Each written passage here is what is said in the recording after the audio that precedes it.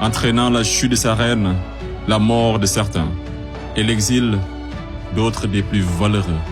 Ce fut l'effondrement d'une civilisation qui aura duré des décennies, une histoire plagiée et falsifiée.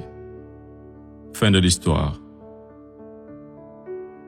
Monsieur le Président, je mesure combien il est difficile pour un jeune avocat d'Afrique, sans aucune expérience et qui n'a nulle connaissance des affaires géopolitiques, de plaider pour la mère Afrique contre l'une des mafias les plus dangereuses au monde, la France-Afrique. Cependant, quoique trop inférieur à mes adversaires, j'ose espérer que je serai tout de même en mesure de vous exposer clairement les faits, afin que vous n'ignoriez aucune partie de l'objet sur lequel vous êtes appelés à vous prononcer. Je vous prie alors de m'écouter avec bienveillance. Mesdames, Messieurs les jurés, vous n'êtes pas sans savoir que l'Afrique a été réduite à 400 ans d'esclavage, à 250 ans de colonisation. Et aujourd'hui encore, l'Afrique est sous la domination de ces délinquants, ces va-t-en-guerre, criminels en col blanc, ces salauds et mafieux de la pire espèce. Objection! Objection rejetée. Modérez votre langage. Désolé, Monsieur le Président.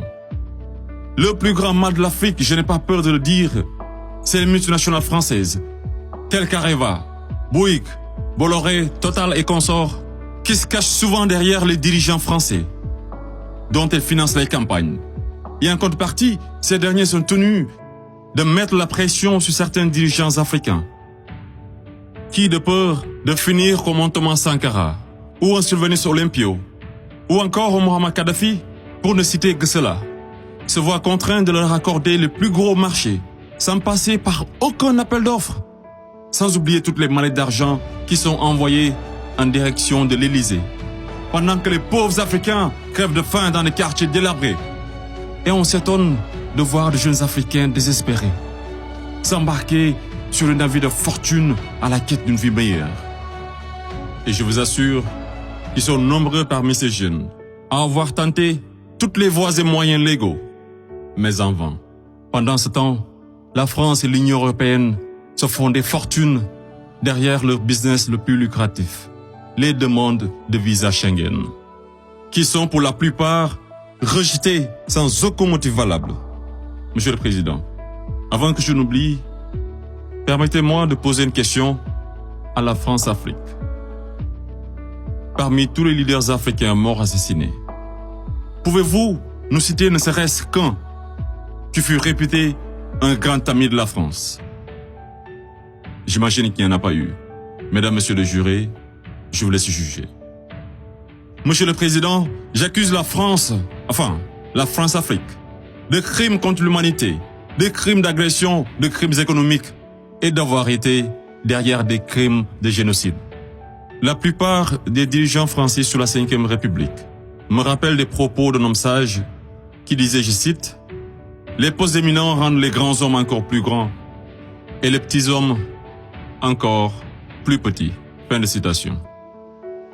Et le pire d'entre eux, c'est ce nain assassin de Sarko, ce trafiquant d'influence, connu pour sa mégalomanie, l'homme aux scandales multiples, Bettencourt, Tapi, Kadhafi et j'en passe, ce criminel contre l'humanité, toujours en liberté, qui se la coule douce derrière les mélodies de la brune, alors que sa place se trouve à la haie.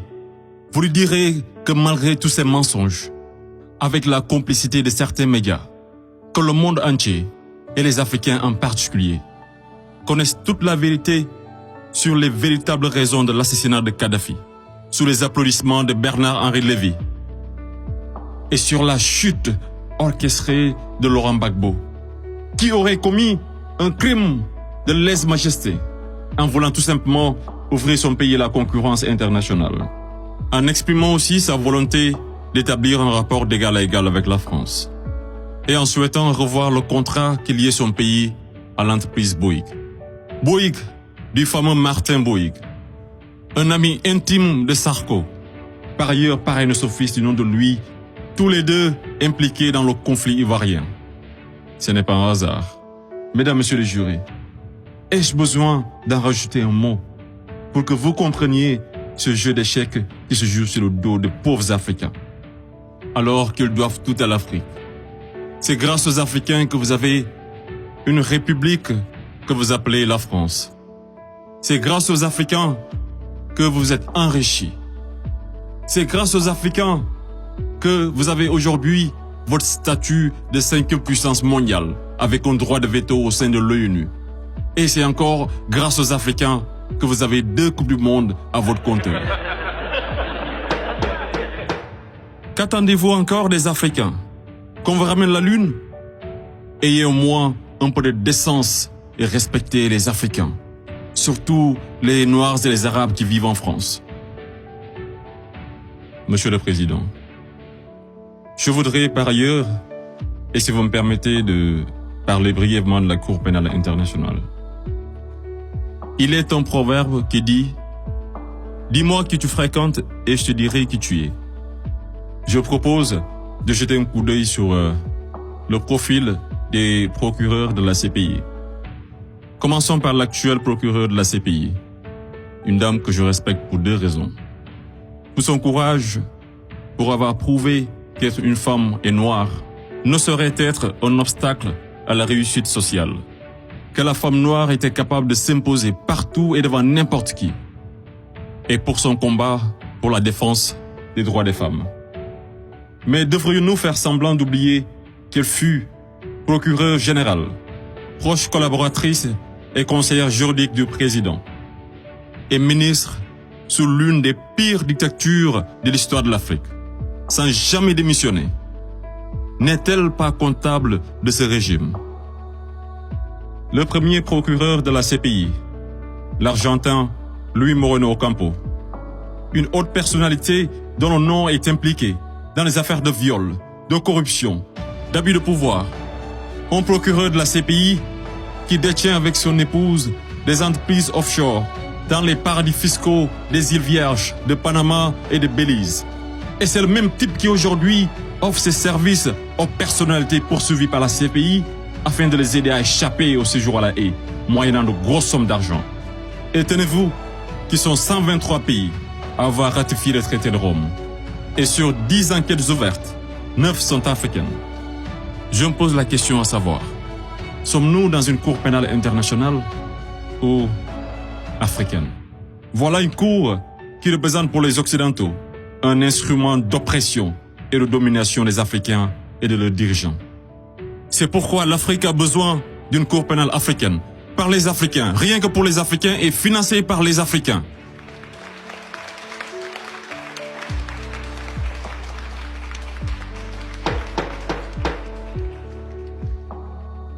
Monsieur le Président, je ne suis qu'un jeune ignorant qui ne prétend point détenir toute la vérité. C'est pourquoi je vous apporte des documents qui vous permettront d'y voir un peu plus clair. À l'exemple de cette copie d'une conférence de François-Xavier Verschave intitulée « De la France-Afrique à la Mafia-Afrique ». Je salue également le courage de ces hommes et femmes de valeur qui osent lever leur voix pour défendre les intérêts de l'Afrique. Je pense au grand Kémy Séba avec l'ONG Urgence panafricaine. Je pense également à notre frère Claudie, à Fatou Diom, au grand Youssou N'Dour, à notre maman Angélique Kidjo, et d'autres artistes des plus engagés, comme Alpha Blondy et Tiken Jah Fakoly, pour ne citer que cela. Sans oublier toutes ces personnalités qui œuvrent pour la promotion des jeunes et des femmes, à l'égard du docteur Anta Sané et bien d'autres femmes de valeur. Monsieur le Président, loin de moi l'idée de proliférer des menaces. Mais si par malheur, la France-Afrique est aujourd'hui acquittée, sachez que la jeunesse africaine l'obligera à quitter. Elle se mobilisera davantage et réunira toutes ses forces vives, hommes et femmes de valeur, sans exception d'âge, intellectuels, sportifs de haut niveau, artistes de renommée internationale et sympathisants de l'Afrique. Et tous mèneront une campagne dévastatrice par tous les moyens pacifiques afin de dégager un par un ces bénéwiwi, présidents marionnettes de la France-Afrique, en faveur de vrais leaders panafricains véridiques qui auront le courage de mettre fin à la domination de cette mafia et qui décideront de la fin de la plus grosse arnaque de l'histoire, le franc CFA.